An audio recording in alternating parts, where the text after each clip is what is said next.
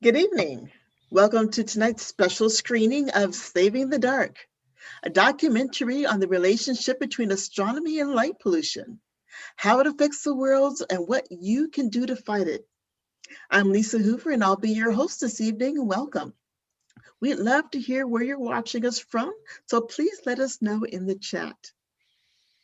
We're so pleased tonight to have the director and producer of the film with us virtually, live from Singapore, Sriram Murali.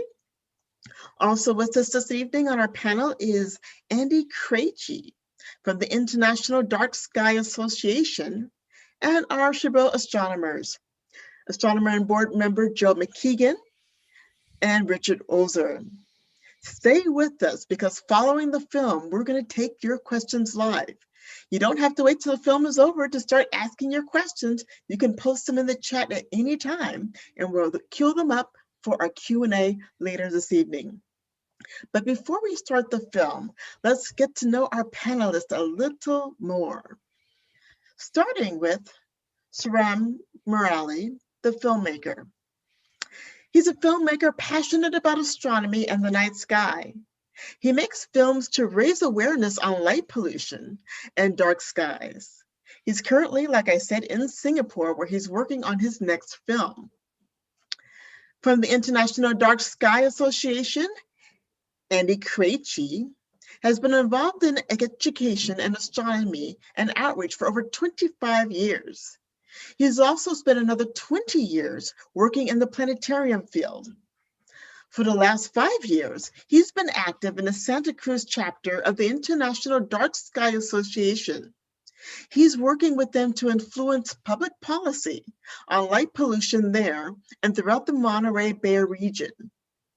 He's currently collaborating with the staff at Pinnacles National Park to help it gain certification as a dark sky park. On the Chabot front, we have our beloved astronomers, Gerald Mckeegan, board member and astronomer. He joined Chabot back in 2000 as a volunteer and astronomer. He serves on our board of directors and is a key member of the East Bay Astronomical Society. He holds a Master of Science degree in space studies and has over 40 years of experience working in the space industry. He's been involved in numerous spacecraft projects, including the Space Shuttle Cassini, the Mars Reconnaissance Orbiter, Mars InSight, Solar B, Juno, and so many more. In '88, he was awarded the NASA Silver Snoopy Award by the NASA Astronaut Office for his work in support of the post-Challenger Space Shuttle Return to Flight program. He also leads our near-Earth asteroid research and tracking program and has made more than 2,000 asteroid observations using Chabot's 36-inch telescope. And our last panelist this evening, Richard Ozer. During the day, he works as an IT manager, but after 5, he's president of the East Bay Astronomical Society. And in better times, he's run Chabot's Telescope Makers Workshop. Richard also organizes the annual Golden State Star Party in Lassen County. One year, I'm going to make it there. And is on the board of the group 70 Large Amateur Astronomer Telescope Project, as well as the Mount Diablo Observatory.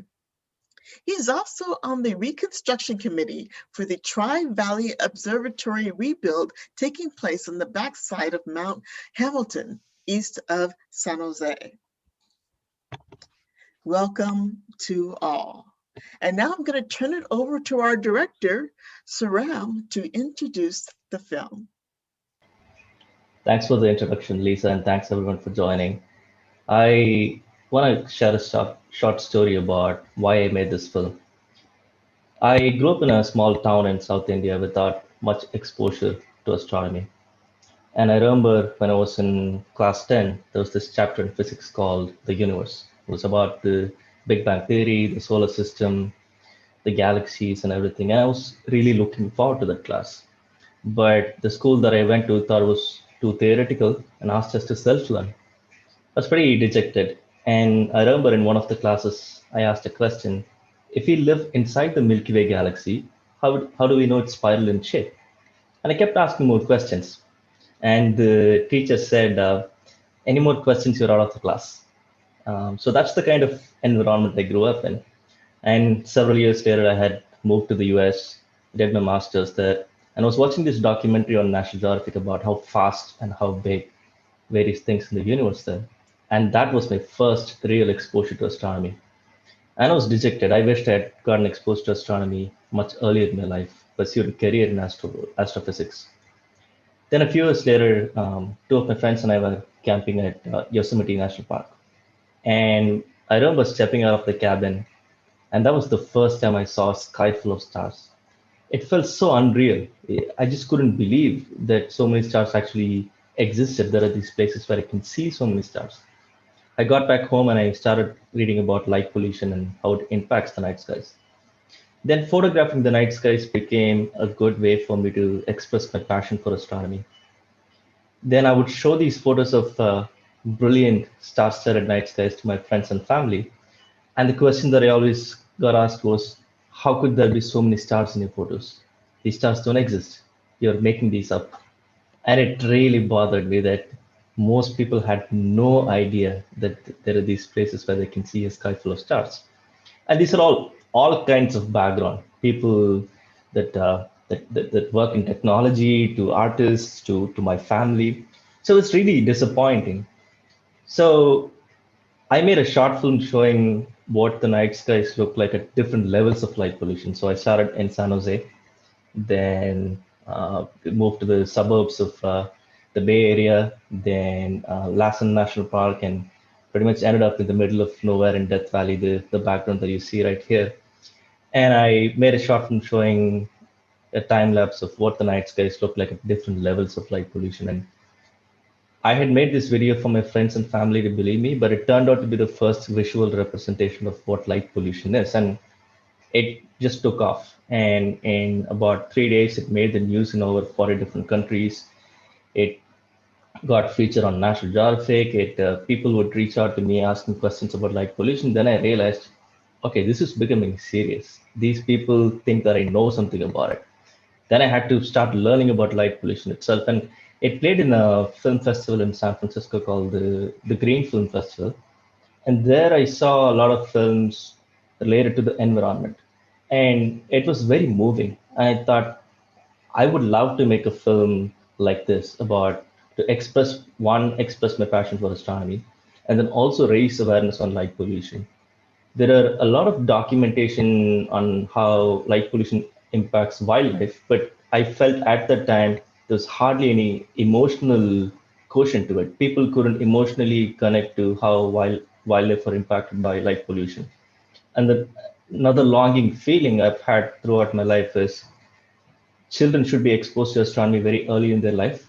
At least the ones that have some interest in it will find their passion for it. And finding your passion for astronomy, that's I feel that's how society as a whole develops. That's how the world as a whole moves forward. And it's really sad to rob these children of their passion for astronomy that they could find. So I wanted to make a movie, but then I had no idea about filmmaking itself. So I figured out what gear to get, learned how to interview people, all of that. And there were so many supportive people, like folks like Richard, who's right here, Gerald, who all said okay when I said I want to interview people. So it was nice to see the nonprofit community and the dark sky movement coming together to support me to make this film. So I made this film. Then I realized after making this film, this was a good documentation on where people could connect to the problem of light pollution and really feel about, oh, this is a problem. We should do something about it. And it has been a great resource for people all over the world to educate the public and the policymakers on the issue of light pollution. And after this film, I've realized, oh, I love making films. So, in fact, I been making another one recently, which I'll talk about later. So that's it about Saving the Dark and how I made this film. Thanks again for everyone for joining.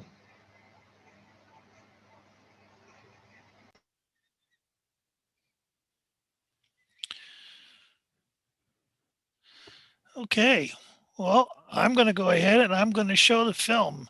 Sriram, this film has been distributed widely now. I understand it's shown literally all over the world. Is that correct? Yeah, so it has officially made it to about 12 different film festivals, played in almost every corner of the world, from Australia to Portland. I couple of really nice things that came out of the film, the feedback. So Portland was voting on a dark sky ordinance, and two city council members were for it, and two were against it, and there was this fifth person on the council. So they showed the movie to the fifth person, and he got convinced to vote for the dark sky ordinance. All right. Uh, so it's really amazing to hear feedback like that. Another one that I heard was someone who watched the film with their daughter, and they said, "Oh, my daughter is not so interested in science, and she saw the film, and she's now interested in science and astronomy, Good, wants to good. uh, learn it." So it has definitely inspired people, not only to think more about dark skies and outdoor lighting, but also inspire them to look into astronomy. Okay, well, I'm going to go ahead and share the film now. Bear with me just a second here while I get it set up. And here we go. I'm going to ask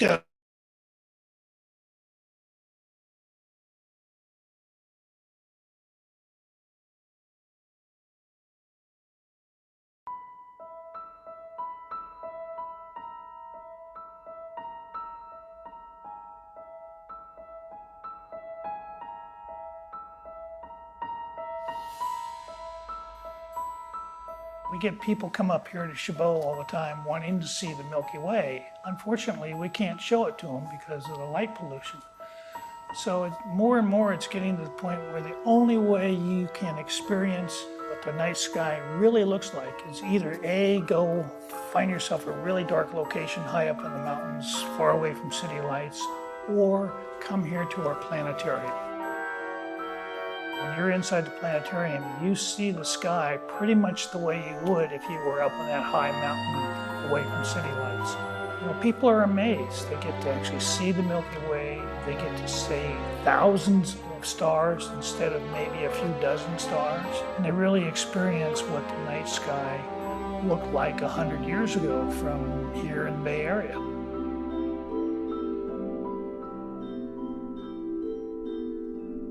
We live in a world that is woefully short of humble behavior. And I come here to be humbled. Every year, we come out here about this time of year when it's just starting to rise, Right. and we all have the same response, like, "Oh, there's clouds coming in. No, that's the Milky Way." Yeah. For being in the middle of the night, it's kind of bright out here, and I started noticing I was casting a shadow as I was walking along. And then we look up and we realize it's because the Milky Way is so bright that it's casting a shadow. When I look up at a sky full of stars, and my favorite is to be in those places where literally the instant your eyes lift above the horizon, the stars pop into existence. And so it's a full bowl, a hemisphere above you of just rich with stars that you feel like you could reach out and touch. You know, we always say that travel increases your worldview and your depth of thinking. And I guess we're kind of doing that in the maximum possible way, because we're showing people things that are so mind-bogglingly far away. We're not only showing people distance, but we're showing people time. You're looking at the history of the Earth, you're looking at the history of our solar system, our galaxy, the universe as a whole. Every single one of these stars, all of the light that you're seeing came from some time in the past. So we're looking at basically a giant time machine. And each one of these dots that you're seeing right now, it left that star potentially millions or even billions of years ago.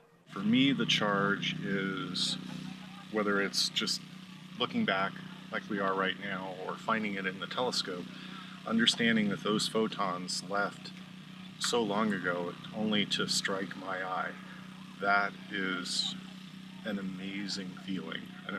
Especially when I've been looking for something, when I look at the chart and it's 70 million light years away, it's like, holy cow, those photons left 70 million years ago, and if we believe the science, that's back when the dinosaurs were around, and here it is finally striking my eye. When I am viewing the skies and I'm looking at nebula and I'm looking at stars and I'm looking at galaxies and I'm looking at star clusters, I'm actually traveling through space. And so for myself, it's a way to reconcile the fact that I will never physically be in space, but through the end of my telescope, I am in fact traveling through space. I mean, how many times tonight have we all gone like, oh wow, did you see that?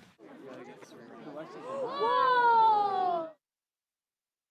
Actually, how many of us put new moon on our calendars for our family so they know? And how many absolutely. How many of us instruct family members now, don't schedule this during Well, the my night period? two daughters got married, and both of them asked me which weekend in September could they not get married. It is like drug addiction because it's a very pleasurable experience that we organize our life around and that our mood changes with. That's right. So, And that we spend all our money on. Then we Yeah, spend- you're right. It is a good analogy. Yeah. And for me, it's great because I sunburn easily, so I've got to do something that's at night. So it works out great for me. So when you do get a chance to get out to a dark sky and you look up and you see that sky full of stars, we are living in a galaxy of over 100 billion stars. There's over 100 billion, perhaps a trillion other galaxies out there. And the number of other stars, the numbers of other places there could be life is staggering, and especially with the recent discoveries from the Kepler mission that potentially as many as half those stars you see in the sky at night, half of them could have planets. And even with pessimistic numbers, you are now starting to talk about perhaps millions, at least tens of thousands of other planets out there where there could be some form of life. And that for me is what blows my mind on a nightly basis. We are made of stardust. We are the descendants of ancient stars in the sense that some of the elements that were fused in the interiors of those stars were incorporated into our own bodies. We're the material of the cosmos. It's learned how to understand itself. Every single generation of human beings, up until really only 200 years ago, saw a star-filled sky every single night of the year. And that is what we have robbed people of today. The viewing in Silicon Valley or anywhere within an hour of it is terrible. You can't see, other than a couple of the really bright objects, you're missing out on, well, all of this. 80% of North American and European populations no longer live someplace where they can even faintly see the Milky Way from their homes. It's hard enough under a perfect sky to try to figure out how we fit into it all. But at least we've got a reference, Without the sky, that's a huge loss. With a star-filled sky, our ancestors developed science, the science that we have today. Harriet Tubman took so many slaves to freedom is because she could read the sky. She followed the drinking gourd, followed the North Star. We've made a sky in which nobody bothers to look anymore. So the North Star, that star that was a signal for those, at least here in the Northern Hemisphere, for a fixed point in the sky by which to navigate. Well, most people today don't even know where the North Star is. I've traveled to central Los Angeles, where you can look up on a clear summer evening. I can count all 12 stars in the sky. And in fact, one of those is probably on its way to LAX, so 11 stars. When you have only 11 stars in the sky, it very quickly sends the message. There's no point in looking up. What we know about our universe has no direct bearing when all you can see in the sky is a handful of stars. Dark places in the United States are becoming fewer and fewer. We live in the city and we're used to it. I mean, it's a shame we are used to it. It's a shame we can't see stars in the city. Even though, you know, I look up every night from my front porch, I look up like this and I would see 4. I would look around, I'd see 4 stars or maybe 5. This is depressing in the city. It's so depressing. What if there was nothing but fog every day? You could drive down the street, you could only see 50 feet in front of you. You could never see a vista. You'd cross the Rocky Mountains in a fog all the time. What would you lose? It's like it would be similar. We lose the connection, we lose the ability to understand that there are other worlds out there. We are not by ourselves. We are not the only star. We are not the only planet. And I believe we are not the only life in the cosmos. Imagine you're out camping in the backcountry of your park and you're sleeping under the stars. And now imagine I took that sky away and I replaced it with the sky that I see back in Los Angeles. An orange glow with just a few scattered pinpricks. Wouldn't you say you've lost something? Wouldn't you say that some aspect of your enjoyment, your presence in the natural world had disappeared? Our lights that shine upwards, that create light pollution, they're robbing us of the stars overhead. And so they're robbing us of this natural view of our universe at night. So imagine a child that never got to see a tree. Well, we're doing the same thing here by raising an entire generation, and in fact, creating future generations that may never see a star. And if you don't see a star, if you don't wonder about this universe overhead, and so create a world in which what you can see ends at our own atmosphere, then where is that next generation of scientists going to come from? You grow up in a city and you've never experienced the night sky, and then you're told that you're living in light pollution. It's kind of like, say what? You know, what is light pollution? What are you even talking about? The light pollution here in the Bay Area, especially for us here at Chabot, has gotten worse over the last several years. Here at Chabot Space and Science Center, we have a 36-inch reflecting telescope, Nellie, part of a global network of observatories that search for and track near-Earth asteroids. Asteroids and comets are still out there. We have the ability to detect them, but only if we can see them. In order for us to see these asteroids in our images, we have to have really dark skies. A small asteroid may be somewhere around magnitude 20, which means it's 1,000,000 times fainter than the faintest star you can see with your naked eye in a really dark location. And as more and more light pollution develops, it becomes harder and harder to see those really faint asteroids. And that means we can't see the small ones even when they're close, and we can't see the big ones when they're farther away. And that's a problem. You know, if you're trying to find a large asteroid, not hours before it hits us, but years before it hits us, you want to be able to see it even when it's pretty far away. And as light pollution increases, it becomes harder and harder to do that. And this is getting worse, and it's been getting worse ever since they started installing these new LED streetlights. Awareness of light pollution and the problems that it's producing is the number one issue for helping solve it. The amount of energy that's wasted through senseless lighting is a contributor to our energy consumption and our carbon footprint. It's estimated here in the United States up to 40% of the lighting that we use is wasted. It's just money down the drain. Here in the United States, we use an awful lot of light at night. Unfortunately, we've sort of grown up in a culture of very inexpensive electricity. If you want to attract attention, you use light because it's natural at nighttime. If you see a light, that's bright, you're going to look towards it. And so many retail outlets will take advantage of this, and you notice, of course, with gas stations, that there's a progressive increase in the amount of light to attract interest. The lighting under a gas station canopy is advertisement. It's see me. And if a guy puts a gas station on the opposite corner, see me more. Some of these gas stations have higher light levels than the kinds of light you experience during the day.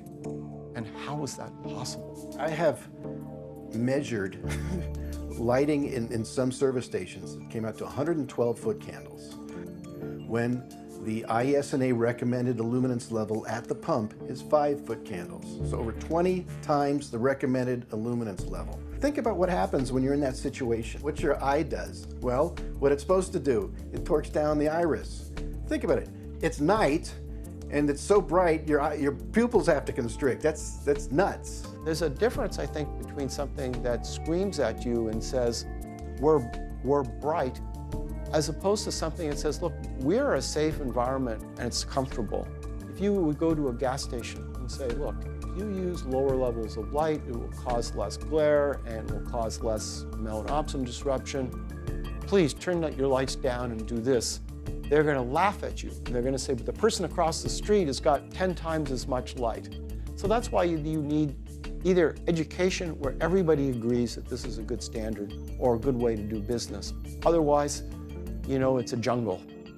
And unfortunately, the jungle prevails right now, and any satellite map of the world will tell you that this is true. The way one entity differentiates itself on a retail is to put more light in. And so you just have to take a walk through New York at night, and there's all these retail interests competing for people. It's almost like the loudest music is going to be heard first, or the brightest light is going to be seen first. Is that a good thing?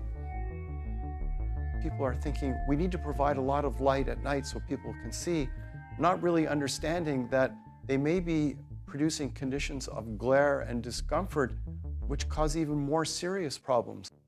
Consider a scenario where a convenience store a crime takes place. Their response was, we need more light because then it'll be more safe.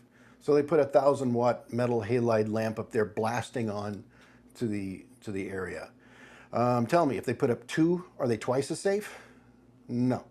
Okay, then let's say there's a crime that actually takes place. Have you ever been on stage? Do you know what it's like to be on stage and you have bright light shining in your face? What can you see? Nothing.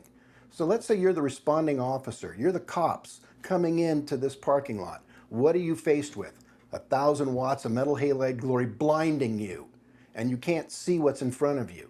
Is that safe? No, that's not. Better lighting is safe, not more lighting. So in this particular case, if they had lights that were shining down and not in the face, that way you're switching the tactical advantage back to the responding officers instead of the perpetrator. You have installed criminal-friendly lighting by putting in poorly designed knee-jerk reaction, oh, brighter means safer. That's not the case. Think about what you're doing. And in most cases, subtle, subdued lighting is a much safer situation. Even better if it could be on a motion sensor, because that way the perpetrator would trip the light and everybody notices. If you look at most robberies or most crimes actually done during the day or done in well-lit areas. A very famous astronomer was mad because they had lit the campus where he was and they'd shine lights on the observatory where he worked. And he complained about that, and various groups said, you're for the criminals, you're terrible, we can't do anything about this, this is protecting us from crime. And so he went to the scene of every violent crime in this modest-sized city in Connecticut for 2 years and documented the lighting. And most of the crimes, robberies and assaults and murders, were almost all during the day, and the ones at night were all in the areas. Took these statistics and finally got the lights taken down and not shining. He got better lights put in this campus. The city of Chicago decided to light all of their alleys really bright. And that's where the crimes took place, because criminals need a lot of light to see as well. So just throwing light at the problem is not the solution. We waste most of the light that we install in cities by having it shine straight up into the air.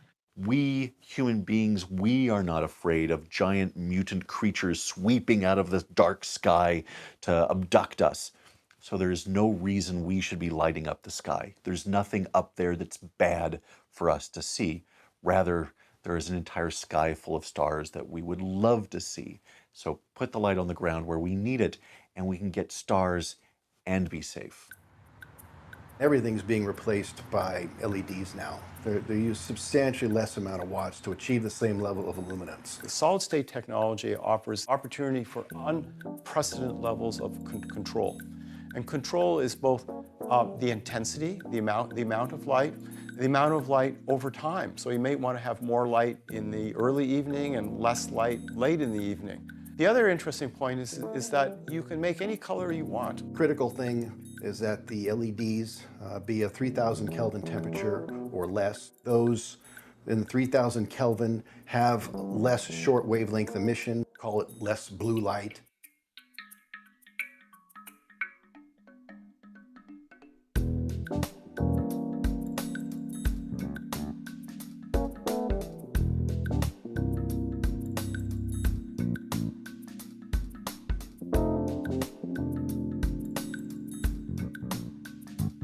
There's no perfect LED. There's always going to be some sort of additional blue light, short wavelength emission compared to the older high pressure sodium. Our human eye perceives the blue light much better and it appears bright. So like say in Tucson, we have switched over to 3000 Kelvin LEDs, but at the same time we dropped the illuminance level 60%. And in so doing, nobody has noticed. It still looks about the same brightness as the previous technology did. And in addition, we dim the lights even further at 11 o'clock. So it's down to 30% of what the output was with the older technology. When you do those things, you reduce the lumen output and you change the technology. There's actually less blue light going into our night sky now than there was with the previous high pressure sodium technology. City of Phoenix, they had originally specified 4000 Kelvin products. And the word got out that, wait a minute, we've heard this is not good. And they went to the city council and said, let us see what you're actually doing. So they actually put up in various places around town the different lights that they were thinking about. And as the people said, come take a look, what do you think? And unanimously was, we want the warmer product. In this case, it was 2700 Kelvin. We actually installed different color temperature lights running at different amperages on one single street and invited the community to come out and take a look. The highest color temperature running at the highest wattage and amperage was the least preferred. The lamps that were running at the lowest color temperature and lowest amperage were the most preferred. LEDs have both promise and peril. Okay, they're not all good. You can have some LED lamps that are very cold, and the Kelvin temperatures up in the 4, 5, even 6,000 degree range. They become piercingly blue, very harsh. If you don't understand what I'm saying, have you ever driven at night and you see some cars have those headlights? Everybody knows what I mean when I say those headlights. They're despised by oncoming traffic. You're looking at 5,000, 6,000 Kelvin products because they needed that kind of temperature to get a reasonable efficacy. In the decades' time, the technology has improved so fast that it's now possible to get 2,700, 3,000 Kelvin products that will have double the efficacy of what a 5,500 Kelvin product had 10 years ago. We're seeing a relatively rapid market transformation from HPS to LED. It's happening so quickly that I would characterize this as a rush. And in many cases, I would characterize it as an uninformed rush. And we are doing many things with lighting that we should not be doing. And this is being the press for energy savings, the press to transform our market space into LED. So what we ended up today is that we have many municipalities that have put in lights that are very glary, have the wrong color temperature, are very disturbing. There are street lights that are so uncomfortable that you have to put your hand over your eyes. And it's atrocious that we have this in our environments, absolutely atrocious.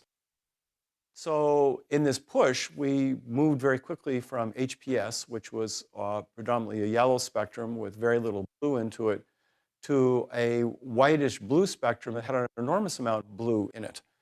And they were cheap, pushed out very quickly. We saw a lot of cities rush to this, and they got the energy savings. But unfortunately, the blue end of the spectrum for these light sources also matches up pretty closely to the melanopsin sensitivity of your eye. And the melanopsin sensitivity controls the melatonin, and melatonin is a foundation hormone that impacts many other body processes, hormonal processes. Blue light at night is what's problematical for nocturnal habitat disruption, circadian disruption, and sky glow. There's enough scientific evidence out there now that is saying that, light at night is probably not good for us. And it's more specifically the blue end of the spectrum. A gentleman in Anchorage, Alaska described to me during his test installations that it was like living under an arc welder. It was hated. It was this piercing, high blue, ouch light. He's completely curious to see them complaining of the blue light when the blue light is more natural for us because the blue light is the light of the day. So they see better, they have the feeling that they are more safe, more secure, but still they are not happy with this light. Our question of research was to find a way to measure the impact of street light on the quality of our sleep. The light in our street have a direct correlation with the amount of sleep that we were taking during the night. The light that we put on our head inside of the cities has a consequence during the day. You have an excessive sleepiness. People living near a big road with a big amount of light. These people were practically all sleeping after midnight. Also, if it was possible to close completely their windows with big curtains, still the effect was the same. So it was beginning probably in the evening. Blue is a problem, is our light of the day. And this is increasing our alertness. The secretion of melatonin will be delayed. Our biology on an evolutionary basis has never seen blue light at night, ever. There's lots of studies out there showing that it's harmful for birds and animals. It upsets nocturnal behavior. Insects are drawn towards lights, and birds and bats follow them into the cities where they exhaust themselves flying around or into towers. Artificial light at night has not just an effect on certain species, but also on ecosystem functions. Artificial light at night keeps the pollinators away from visiting flowers and thereby reduces the pollination success of plants. We found out that artificial light at night reduces the number of visits to flower by about 60%.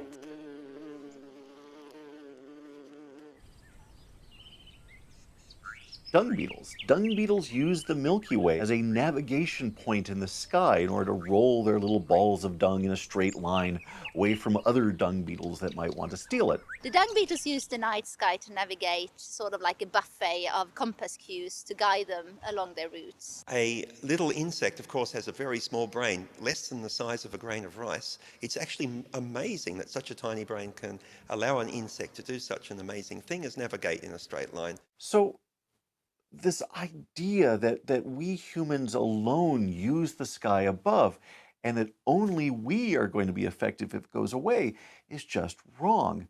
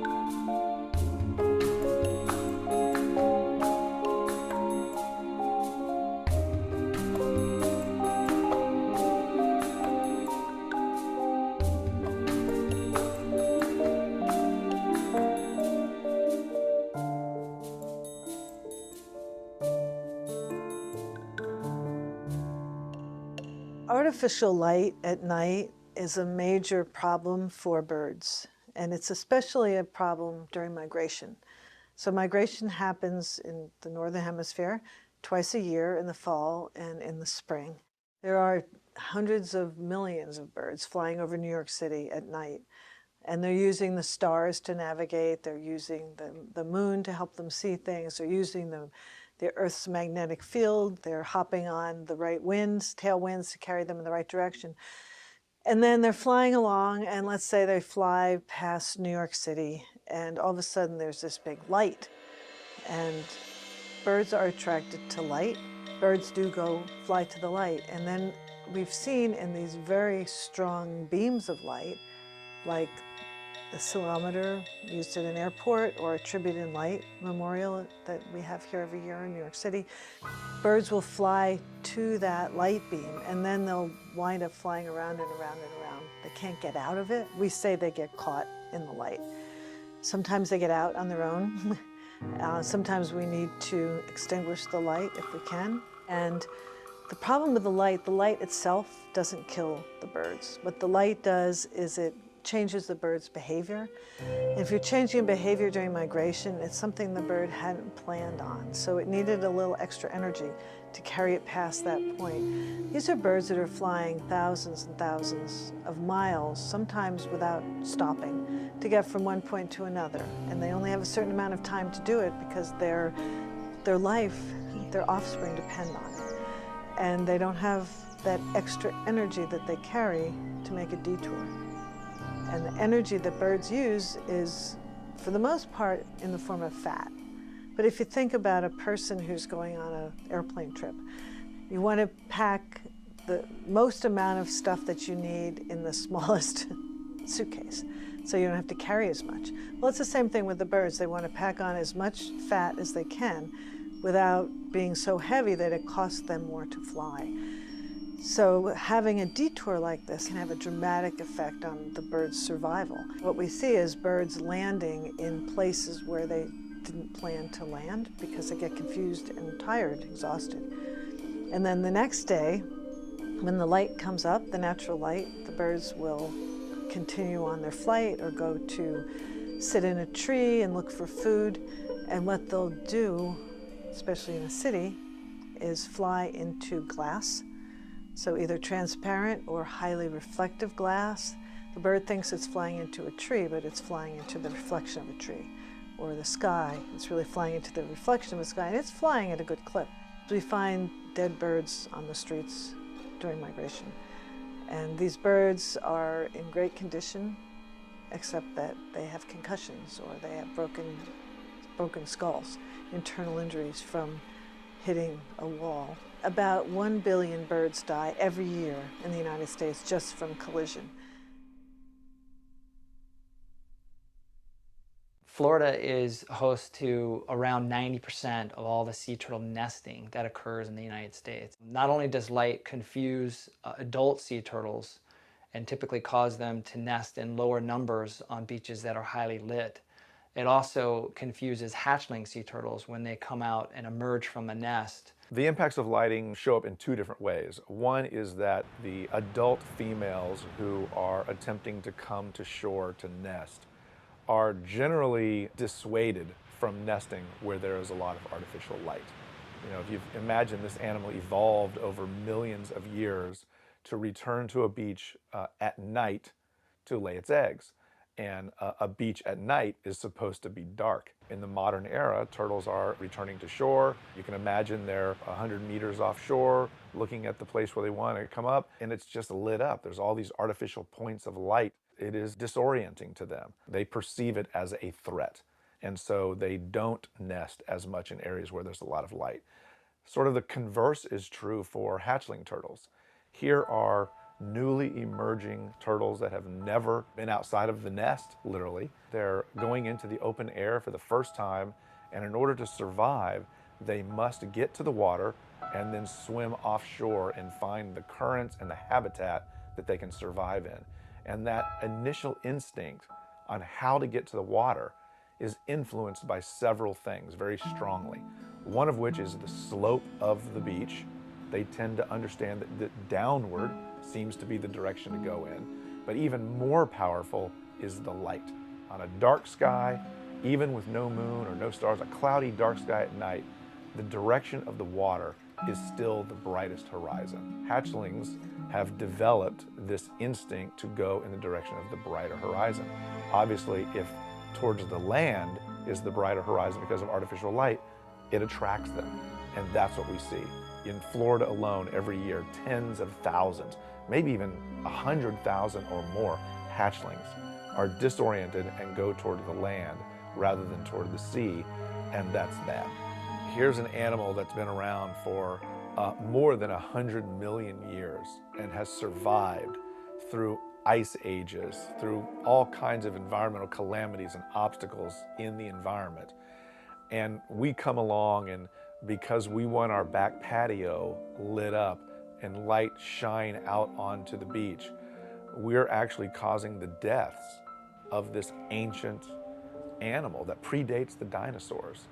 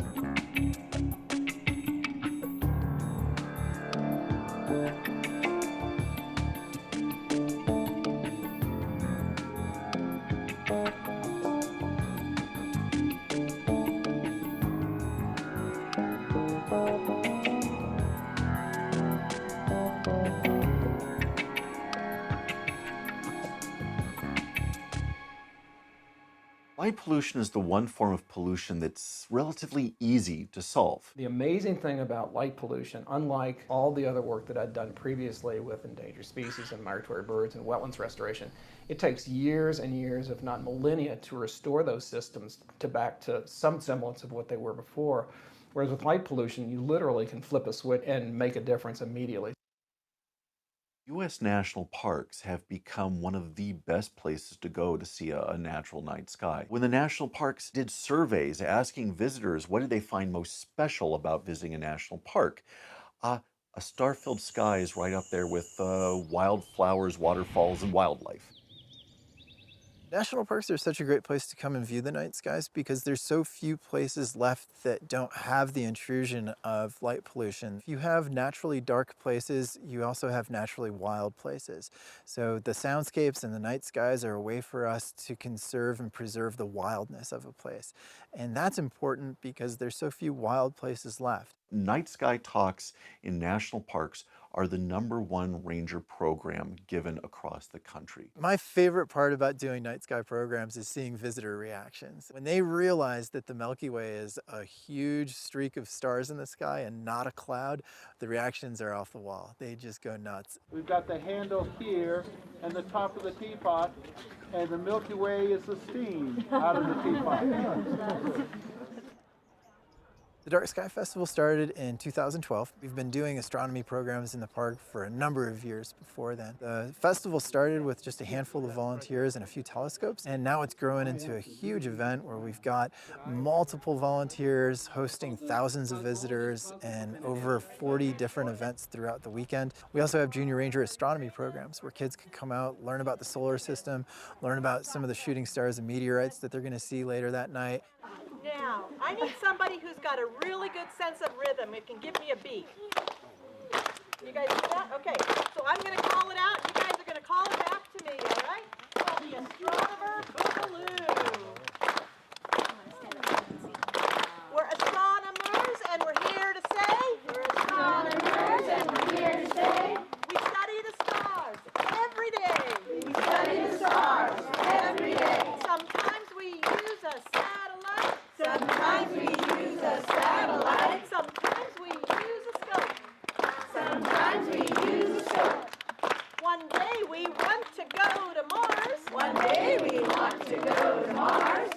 it's dark up here. You might have noticed that when you're camping, if you have to get up in the night. Oh, it's dark, huh? We don't have street lights.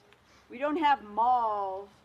We don't have shopping centers and all that. We just have a lot of nature, don't we? And nature doesn't have a lot of lights. There's no lights in the trees, are there? You want to say that with us, boys and girls? Are you ready? My very educated mother just served us nectarines. Nice. Okay. Let's say that again. Ready? My very educated mother just served us nectarines. Woo! No, don't show them. Had our chance. Ready? My very educated mother just served us nectarines. Woo! Mercury, Venus, Earth, Mars, Jupiter, Saturn, Uranus, Neptune. Astronomy and dinosaurs. I mean, those are the two things that every kid seems to be fascinated by and wonder about and excited. It fires the imagination. Watching a kid see Saturn through a telescope is one of the coolest experiences. It excites me so much. It is a gateway to all other sciences. But they serve as a gateway to the sciences, a gateway to wonder about our universe. One of the great things about astronomy is that it's not a science, it's all science. Astronomy is physics, astronomy is chemistry, mineralogy, geology, meteorology, even now it's biology. I'm really excited. You know, we've only been doing the Dark Sky Festival for a few years, but wouldn't it be great if 20 years from now somebody who came to the Dark Sky Festival was inspired to become a scientist or engineer at NASA because they had a chance to speak with a NASA scientist while they were here and then look through a telescope. We're seeing a rapid increase in expansion, so we have fewer and fewer wild places left. So I hope we can build that next generation of stewards to realize the value in protecting naturally wild places. The mission of the International Dark Sky Association is to create a world without light pollution. We spend a lot of time trying to educate individuals, communities, as well as policymakers about the issue of light pollution and how they can be solved. IDA has 60 or 70 chapters around the world, and these are made up of people, individual citizens who care very, very much about protecting the night sky. We've got a really great program called the International Dark Sky Places Program, and it's a certification program, and it's very rigorous, it's evidence-based, it's scientifically grounded, that identifies the last remaining really amazing dark sky landscapes around the globe. The goal of the program is to recognize the efforts that people are undertaking in places all around the world to try to preserve what remains of natural darkness where it still exists. We have about 85 designated international dark sky places in the world. Policy can be very effective in trying to both preserve conditions as they are, but also to even roll them back. And there's an interaction between policy and the international dark sky places where we have some evidence that the efforts that are undertaken to protect the dark sky places have actually resulted in the sky getting darker.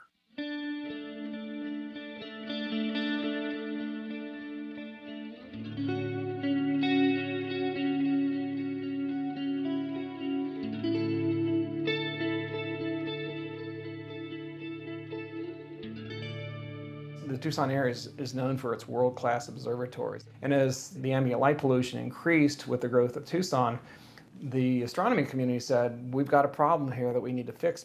Our two co-founders, Tim Hunter and Dave Crawford, they developed one of the most progressive lighting ordinances that controls lighting in Tucson. So it's a very dark, it's a very quiet city from a light pollution perspective. If you look at Kitt Peak, there have been studies over the years. The quality of the skies has not deteriorated in the last 20 years. It remains one of the darkest cities around the nation, and I think is a prime example of how light pollution can be managed without sacrificing safety.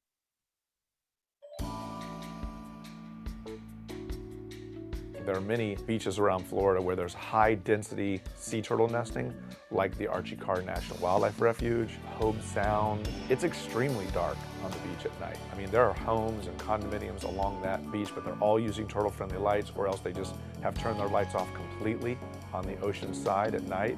So it's quite dark on the beach. there's no evidence of increased crime because of sea turtle-friendly lighting. In fact, one of the things that people don't really understand until they experience it is that you can actually see better at night in sea turtle-friendly lighting. All of our exterior lighting is dynamically controlled on a local basis, where the lights will dim down considerably during periods of inactivity, and when there's people or cars or bicycles, it will ramp up. Our chief of police here, if they're doing tours around campus or around the city, if they see the lights turning on, they'll do a turn-in. Or if they see the facade of a building at full light, they know that somebody's there or has been there, and they'll take a look. And so now they actually talk about how this is contributing to the feeling of safety and security, and they're calling it their safer campus. We can get about a 70% energy savings just by putting in adaptive controls. We've heard from a number of property owners when we've converted most of their exterior lighting to sea turtle-friendly light, they've seen a 75% reduction in their utility bill. Most of the big cities right now are making the switch and are going with the warmer products. Chicago has specified 3,000 Kelvin. Tucson did. San Francisco has just made that declaration. We are upgrading 18,500 of our high-pressure sodium streetlights. We also took notice when the AMA issued their guidelines saying that cities and counties looking to upgrade their streetlights should choose LED lights that are 3,000 Kelvin temperature or below. And we're making sure that all that light is directed down. There's no light that's going up. We're lighting our streets, we're not lighting our skies. There are a lot of advantages to using LED lights and replacing our high-pressure sodium streetlights. LED lights in general produce a more uniform light distribution.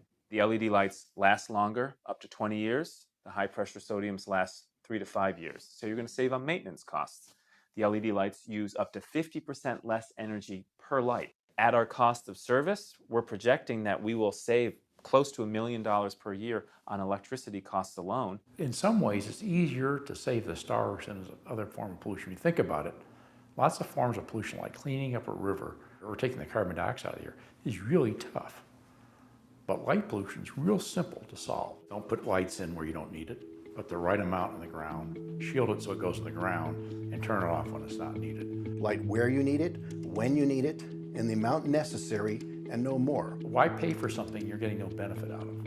A good design would not shine light up. No light should shine above the product itself. Try to implement some type of control system. We have a program here at the International Dark Sky Association called the Fixture Seal of Approval that provides individuals who are looking for ways to make a difference at their home or in their community a wide variety of products which can be found on our website. There are 3 different features that we can adjust to make the light less disorienting.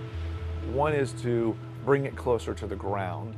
If we lower that light physically, then less of it reaches the beach itself. The other is to keep it shielded so that it's really focused on only those areas where we need it. There's no reason to light up the whole sky or have light shine out onto the beach. Sort of more on a technological basis, longer wavelengths of light tend to disorient turtles less. Every one of the places where we have retrofitted lights and there was disorientation before, there has been no disorientation after.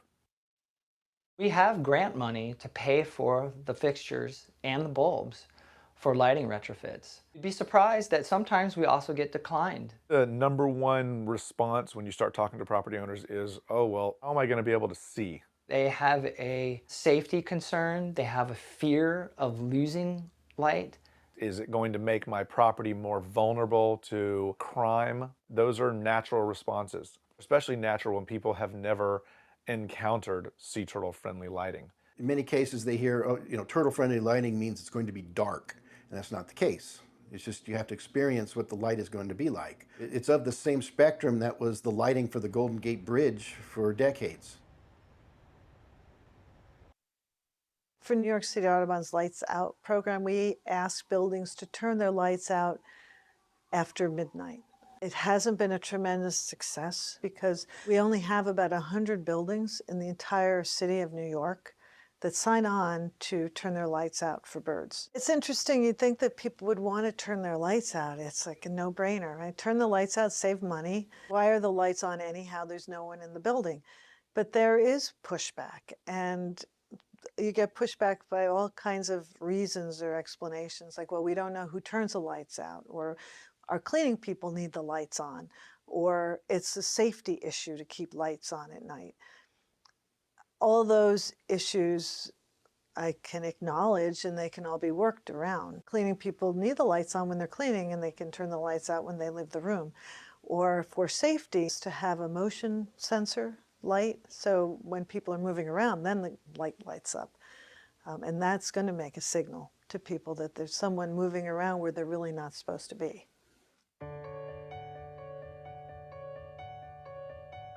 It's part of the city to me to not have the night sky. It's always surprising to me if I can see something at all. So to me, it's not like I'm disappointed that the city doesn't have the night sky. What I am concerned about is that the cities will overwhelm the parts of the world that can see the night sky. Light knows no boundaries. It travels forever. Spreading the word to those bigger cities, while they might be really far away, the impact that they have on the natural darkness here at Lassen is pretty significant. So we hope that folks visiting from San Francisco and Reno and Sacramento will go back and realize that the little things that they can do to reduce the light impact in those big towns actually will make a difference here at Lassen. People who are unfamiliar with our organization and they hear dark sky and they're going to say, we want to turn off all the lights. No, that's not the case. Our name says dark sky. It doesn't say dark ground. You can have both. There's no reason why you can't have excellent lighting and still see the stars. I live in Tucson, a municipality of over 1 million people. And I live 7 miles from the city center, and I can see the Milky Way from my driveway every night. There's no reason why that can't be the case everywhere. Looking for asteroids, that's planetary defense. That's trying to protect the human race from potential impacts. And we know that those impacts have happened in the past. We know that the dinosaurs were wiped out by the asteroids. So, you know, there's some practical importance to it as well. But the other thing is, it's just the basic desire to know. You look out there among the stars, you see what's out there, you want to understand it. You want to know, how did it get there? You know, are we alone? By eliminating light pollution, by reducing that, we give the birds a better chance to see the stars, and the stars is what they're using to navigate with. We humans are smart enough to figure out how we're impacting the rest of the planet and other forms of wildlife, and take relatively modest actions to give these animals a chance to survive. So if you do these simple things of shielding, lower wattage, lower power LEDs, and oranger, yellower LEDs, we can get the stars, we can be safe, we can save electricity, we can save natural resources. We can do all of this, and we get that sky full of stars.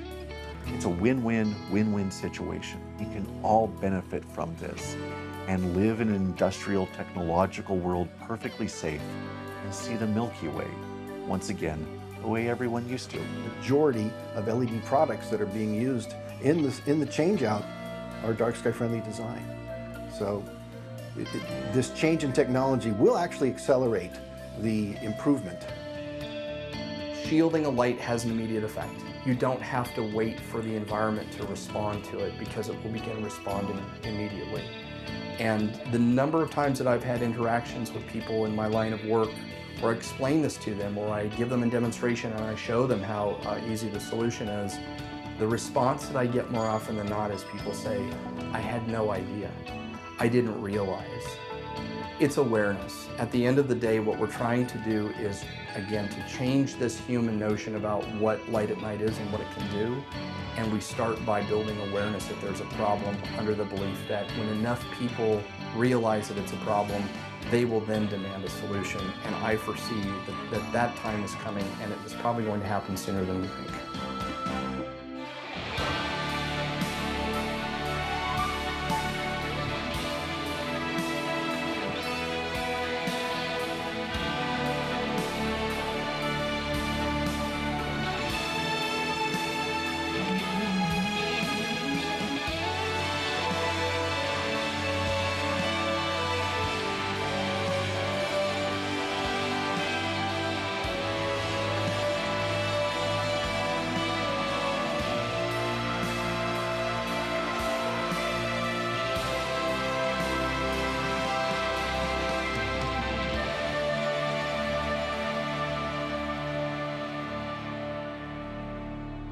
What do you like about looking at the night skies or being under, seeing so many stars?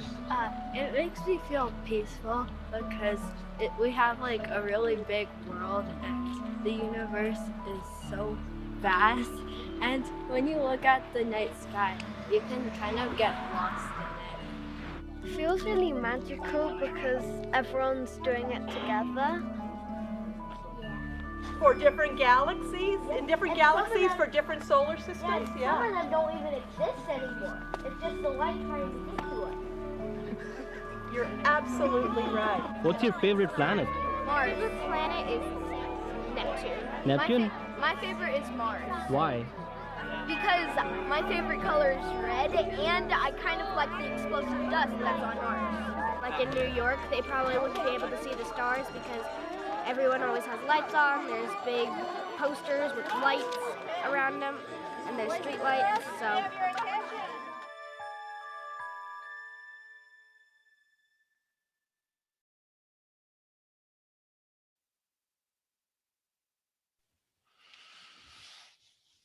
Well, okay. That is really a great film. Sriram, there was a question I wanted to ask you earlier. Have you received any awards for this film? Awards per se, it played in a few film festivals, but in terms of did it win any award? I don't think so. But it's been more of my aim for the film was mainly to keep it non-profit and give it for free for all educational uses, outreach uses. And the dark sky conservationists across the world have used this tool to work towards designation of international dark sky parks and places. So that way it has been a tool for the ground level grassroots workers. And people generally ask me if I've tried to distribute it to Netflix or any of these other platforms, but that has never been my goal for the film. In the film, you have a number of scenes shot in national parks where it's a nighttime scene, and off in the distance you see a glow that looks like sunset. But that's not actually sunset, is it? It's distant city lights, right? Yeah, oftentimes people, when they look at it, they would think, oh, is it sunrise or is it sunset? But it's actually glow. And what people don't realize is they'll be at, say, a level 3 light polluted place and they'll think, oh, there's no light pollution here. But even though you don't see the lights visible to you, but it travels farther. And some of these national parks that I used to keep going back to, over the years, I would see the difference in terms of light starting to spill in from the cities. Andy, does the Dark Sky Association have standards that cities can use to help them develop ordinances? So there is an older document that is a template for cities to create lighting ordinances. They're working right now to update that because the film dealt with this conversion to LEDs, and the old template for this talks about some of these other light sources like sodium fixtures and incandescents and metal halides, and everything's gone LED. I mean, you can tell this if you go into Home Depot. So they're working on some new standards that are less technology dependent. And actually I can change my background here and show you, if I get out of the way here, that they're working on just kind of principles. And these are 5 principles here. I don't know if you can see them all, but light that's useful, that's targeted, that's at low light levels, that is controlled. So it's on a timer or a motion detector. And these are, kind of future-proof in that you can use these principles, whatever the source might be. The last one you might not be able to see that is color. So, we humans grew up, historically gathering around campfires at night. And if you think about the color of campfires, that kind of warm, inviting glow of a red fire, reddish orange fire, that's kind of what we're aiming for. And science is confirming that this type of light is less harmful, as we saw in the film with the sea turtles and the birds and whatnot.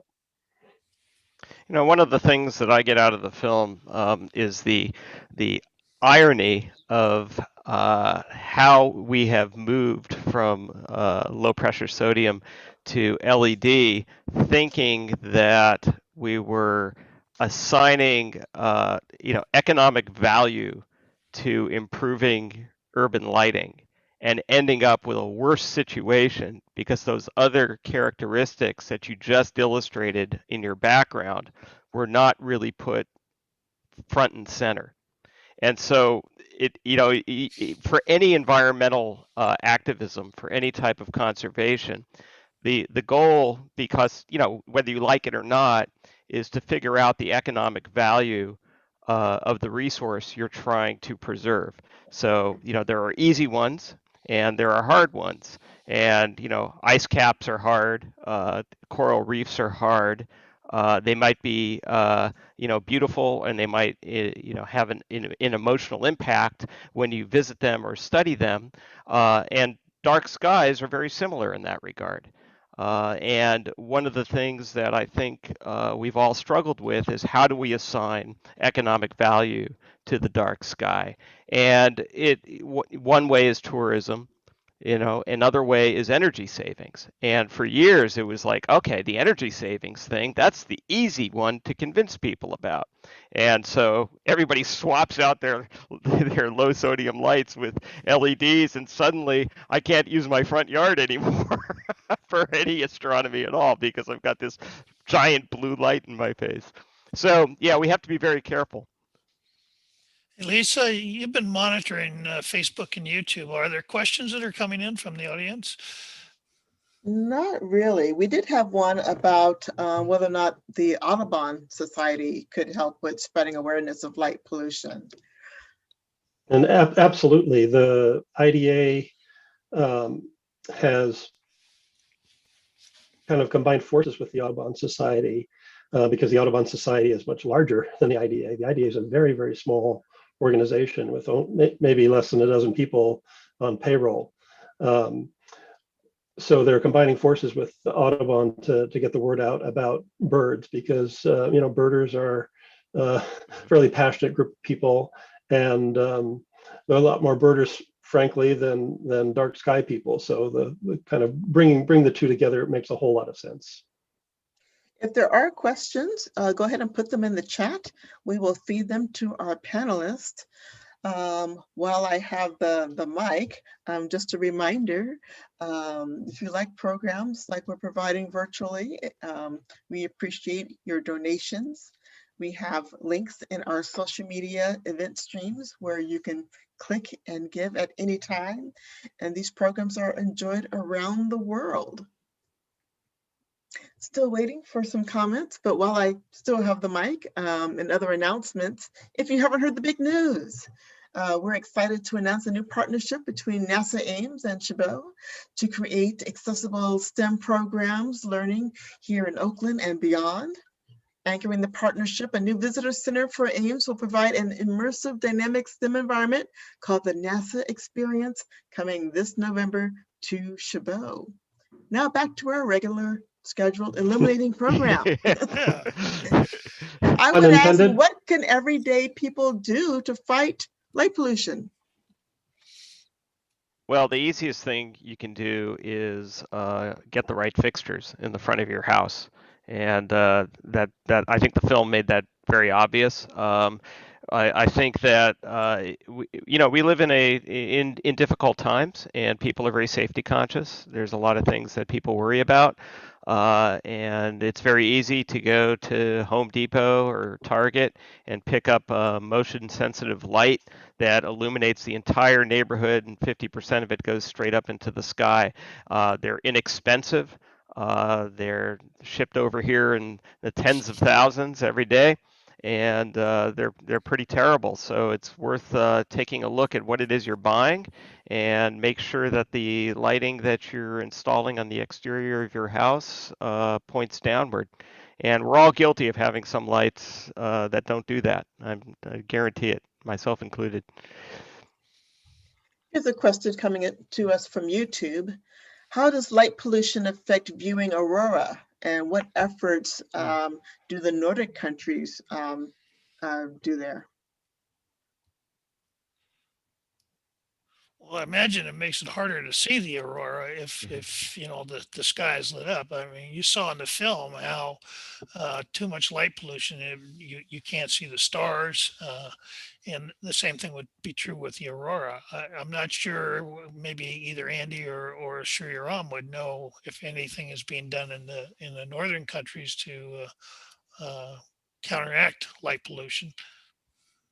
I know that Europe in general is pretty light polluted. If you look at one of those pictures from space, the thing about the aurora is they happen in the northern latitudes, or obviously in the corresponding low southern latitudes, and there are fewer people living up there. So that's the kind of the only thing going for that. But the aurora, and I've been fortunate to be able to see the aurora once in my life, and it's a very it wasn't subtle at the time, but it's not a bright light, it's diffuse light over the sky. So light pollution is just the thing to totally wipe it out.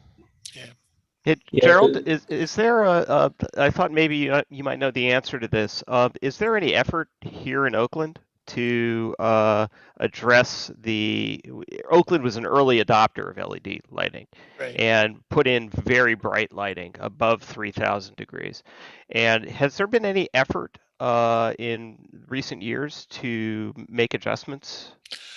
I'm not aware of anything in Oakland. In fact, there were some scenes in Sriram's film that was filmed just down the hill from the Chabot Space and Science Center, where they had recently installed new LED street lighting on the road coming up the hill. And it's so bad that when I drive up the hill at nighttime, I shade my eyes as I'm driving up the hill because the glare is just so bright. And the film talks about some of the efforts being made in San Francisco, where they have made some effort to adapt to lower color temperature and making sure the lighting goes down. But I'm not sure what's going on in Oakland. Sriram, you had a comment a couple of minutes ago. Yeah, it was more about the aurora. So in general, if you look at light polluted skies, the sky without any light pollution is supposed to be completely black. And even with clouds, the clouds are supposed to be really black. And when you start seeing grayer curves and you start seeing more brighter skies, more white, more yellow, so that's when you start seeing a lot of light pollution. And I would imagine with aurora, it'll really, one, you can hardly see it, and two, even if you see it, it will affect the colors of the aurora, which is the best part of the aurora. And then, like Andy said, these happen in the northern latitudes, so the number of people living there are also low. And as far as these aurora tours and places where people go up to Alaska and Iceland to see, these are very remote places already. So there's hardly any impact of light pollution in these places. And another phenomenon I've noticed here living in Santa Cruz and true in the Bay Area, if you have an evening with a low marine layer, if you can imagine being a native person living in this area thousands of years ago, it would have been completely dark. But what happens here is our lights go up and light the bottom of the marine layer, making it actually very, very bright. So that's something to look for and kind of ponder about light pollution. Yeah, we call it the H2O nebula. Right. When that happens. Yeah. Hey, Sriram, Alan Gould, who's an astronomer, has asked a couple of questions here that you might want to respond to.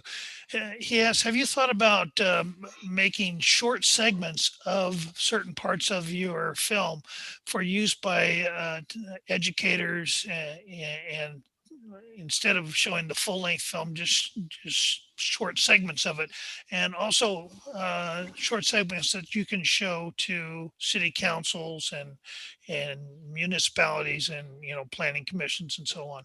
Have you done anything like that? I have considered, and during the whole COVID and the lockdown here in Singapore, I made a 3-minute version of the film itself, which just packs in everything that's in the 50-minute film, and it's on YouTube. If you just search for Saving the Dark, you'll see that. But other than that, I have heard this comment several times, doing a short bit for Audubon, doing a short bit for, say, the Bay Area specific, then national parks, then like for city councils. But the problem that I usually have is I have a completely separate full-time job. It took me about a year to make this film. I'd go into my daytime job, spend 8 hours, come back home, spend another 8 hours making the film. So it is really difficult for me to justify a good amount of time without knowing there'll be any return for it. So I have to be really picky on the kind of projects that I take on. That's fair. Sounds like very you need understandable. Yeah, sounds like you need a sponsor. Yeah. Right. Somebody asked the question, and maybe Andy, you know the answer. Are there grants available for responsible lighting from any organization that is well funded, or is there any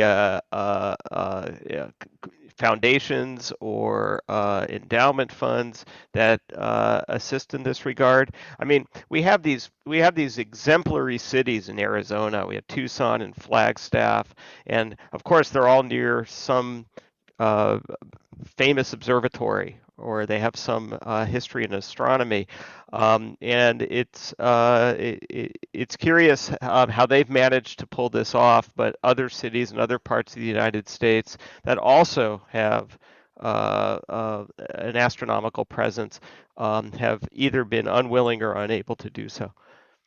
Well, hopefully somebody from the Gates Foundation or the Packard Foundation is looking tonight and will volunteer some money. But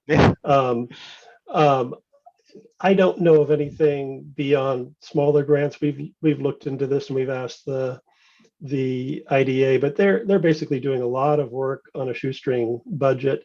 Right. I will say we've connected with someone locally who's given us a little bit of money. I'm talking, maybe a couple $1,000s. I don't even know off the top of my head how much to pursue some of our goals here locally in Santa Cruz. But for what we want to do, and we've identified one major problem, the worst problem that we see in our city is, I'll get it out of the way again. These are some of these old style glass acorn fixtures, that, harken back to some nostalgic time that probably didn't exist, when life was simpler and, everything was wonderful. And they look really nice in the daytime, but when you put a, high Kelvin LED fixture at night, they just shoot all over. So this is over downtown Santa Cruz, over the San Lorenzo River, which once upon a time was filled with coho salmon and steelhead trout. And there's a lot of people doing a lot of hard work. I just attended last weekend the State of the River Symposium, where heard from a lot of scientists that are doing a lot of restoration work on this river. But light at night, there's a member of the chapter in Sacramento who has successfully gotten lights taken off of bridges along the Sacramento River, because there's scientific studies that prove that salmonids, juvenile salmonids, are attracted to light at night, much like moths to the flame or whatever. and that makes them prone to predation in rivers. So this is just not a good situation for many reasons. And these, I don't think it's even safe for the drivers, because we've taken a light meter out on these bridges, and there's actually more light going out horizontally in the form of glare than is reaching the roadway. They're just it's just a bad situation. So once the city has, spent $10,000 for, I haven't even done the math recently, but there's 4 of these bridges. They have lights on both sides. It's really hard to remediate this sort of thing. And we did a study, and it would take, hundreds of thousands of dollars. Nobody ever wants to admit they bought the wrong thing. Right? Well, yeah, no, we are working with the city, and they've actually hired a lighting designer at our request to examine some additional lighting they're planning to put along the river. But as far as that particular installation, the cat's out of the bag, or the light's out of the fixture, however you want to put it. Andy, on a related topic, do you have any comment or information about the light tower project in San Jose? Right. I attended a presentation that someone from the Santa Clara Valley Audubon Society gave about this, and I heard about it too. Our chapter did, but we're in Santa Cruz, and we're kind of focused on local issues, and sure, this is more than our little chapter could kind of take on. But I'm glad somebody is. So back in the 1880s, there was an electric tower built in San Jose, because San Jose was one of the first cities on the West Coast to get electricity, and they wanted to make a big deal about it. So they put lights on this thing, and there's even documentation, just like lights at night these days, confuse birds, and birds would run into this tower, fall to the ground, and there's even records of people selling these dead birds to restaurants so they could serve them on their plate, on somebody's dinner plate.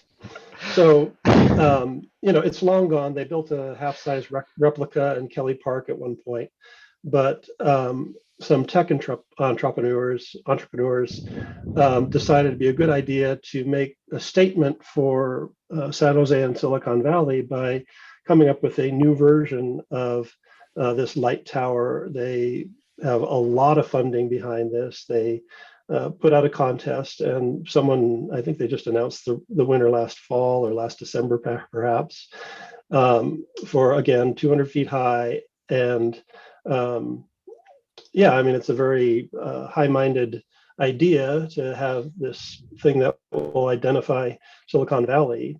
But the fact that it does involve being lit at night is pretty much an environmental disaster, especially where they're putting this thing, which is right at the confluence of Guadalupe Creek the Guadalupe River and Los Gatos Creek, which is the worst place, where someplace you want to be more natural for the critters that are there.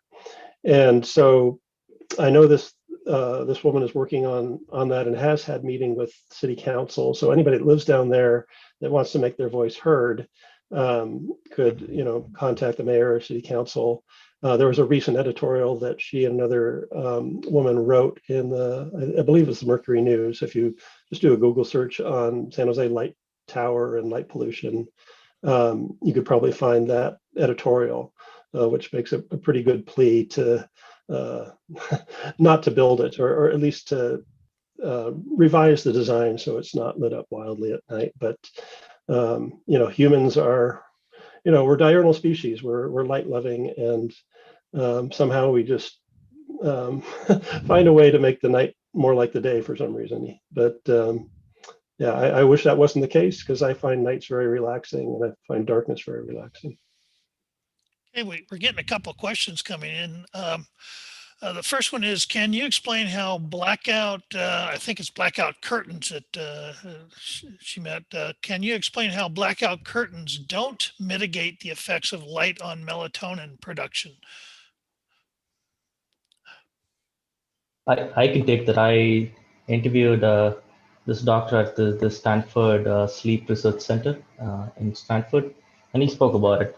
So usually the secretion of melatonin is what makes people sleep, and by say sunset, it already starts secreting. But what happens is by the time you're home and you put out all your curtains, the secretion of melatonin is already suppressed, and by the time you're home, say by 8, 9 o'clock, it is already affected. So unless you get home by say 6 p.m. and close everything, it's already affected. Okay. Okay. So it takes a while for your body to recover from that, right? Mhm. Okay. Another question that's come in is, what are the best lights to use inside our homes that do not interfere with our sleep? Well, I know I we very recently, just in the last year, because we're spending so much time at home these days, right? In the last year, we swapped out all of our interior fixtures that had previously had very bright fluorescent bulbs, the little screw-in fluorescents, with very low temperature LED, and of the type where you have a remote or a switch to adjust the temperature. So at night, we're able to change the lighting throughout the house to very low temperature lighting. And also, for years, you've been able to install features on cell phones and computers to try to use warmer, lower temperature light. I'm not sure how well that works, but there is an attempt to do that because we're all staring at our computers and phones anyway. So there are ways to cut back on the amount of light that those emit. I am told that spending even just a little bit of time in front of the computer screen before you go to bed is going to affect the melatonin cycle. Yes. And I don't know how we avoid that in this day and age. But using those filters both on your phone that make it more orange, both on your computer and your phone, that makes a huge difference because Does it? I did a personal experiment for a couple of weeks, and it makes a huge difference. And then also I did a personal experiment on white lights, had them on for a couple of weeks, and then I got these lights, like you said, that you can have it as white, orange, and then yellow. You can change it based on however you want it. And that makes a huge difference too in terms of your sleep quality.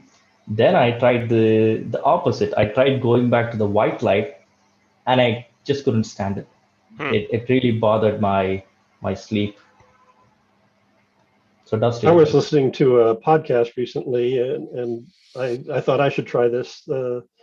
They were talking about dark skies, obviously, but somebody was saying, well, in their home, they just kind of start lighting candles a couple hours before bedtime. Of course, you need proper supervision for that sort of thing, but I kind of like that idea. And we've partnered with our local lighting store here in town, and the manager at the store informed me of something I didn't know about, which is called a warm dimming fixture.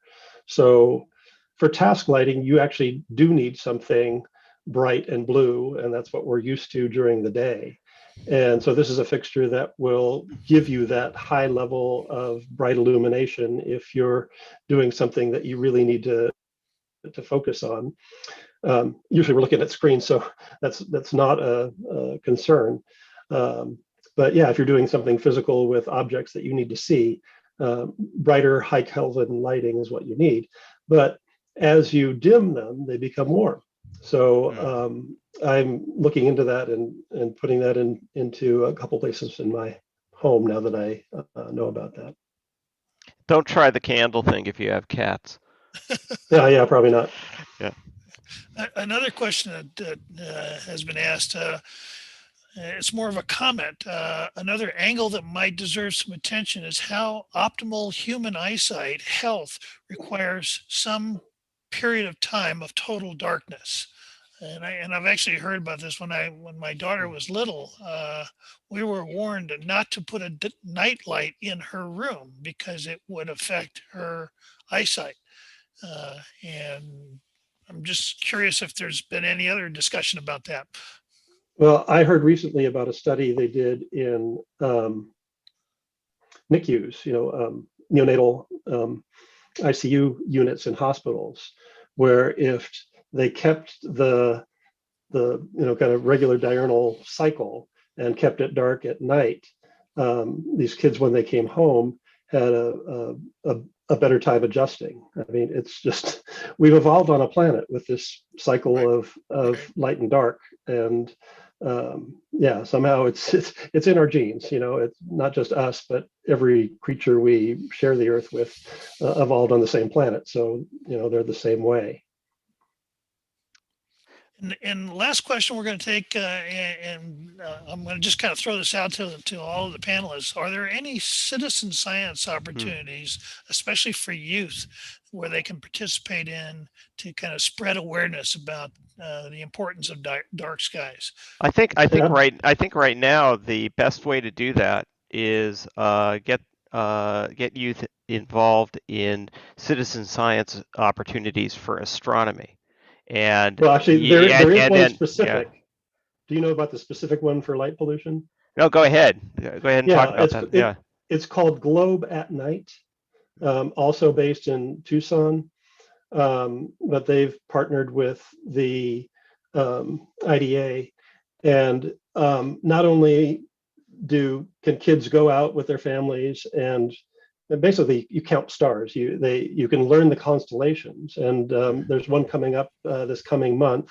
I believe it's the constellation Boötes. If you don't know what Boötes is, or where to look for it, or what it looks like, they'll teach you.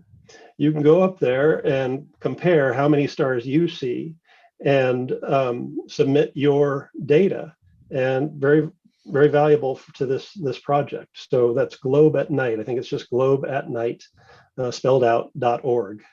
That's a great idea, and it teaches both at the same time.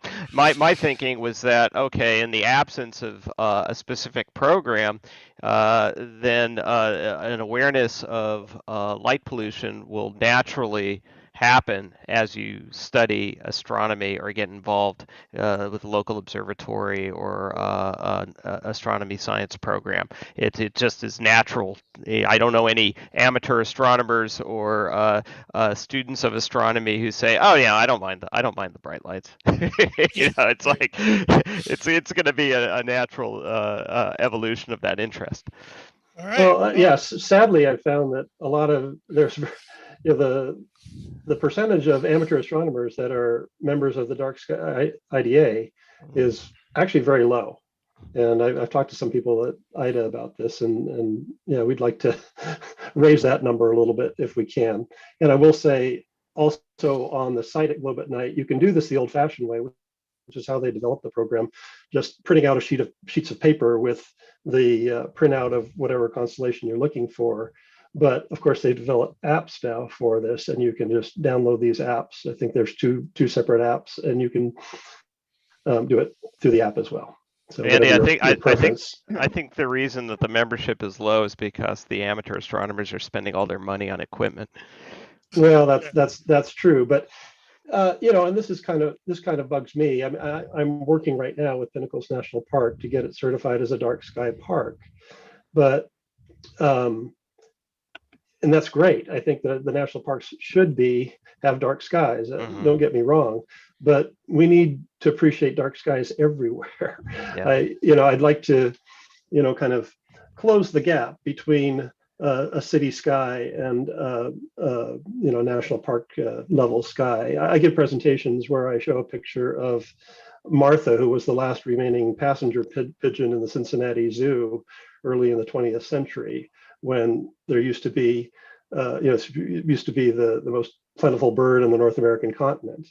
And, what good is having a passenger pigeon in a zoo, right? And she died, and then we have no more of those. So if we only have dark skies, and you can see from these maps of lights at night, these places are shrinking. I don't think that's the goal. I think the goal should be to have skies that we can appreciate everywhere. I think it's time to kind of wrap it up. Lisa, I guess we can turn it over to you. Especially want to thank Sriram for joining us all the way from Singapore. So Lisa, any last minute comments? Once again, just thank all of you, Sriram, Andy, Gerald, and Richard for joining us. It's been illuminating. And just a quick reminder. I see what you did there. Brilliant, even. Don't forget, join us tomorrow night for our virtual telescope viewing. Same place, 9 p.m. And coming up on Tuesday night, a special talk with SETI, our ongoing series. This one will be on near-Earth asteroids. So tune in. Thank you again for joining us, and we'll see you at the next event. Thanks for watching. Good night, Thanks everyone. all. Good night. Good night, Thank you, Lisa.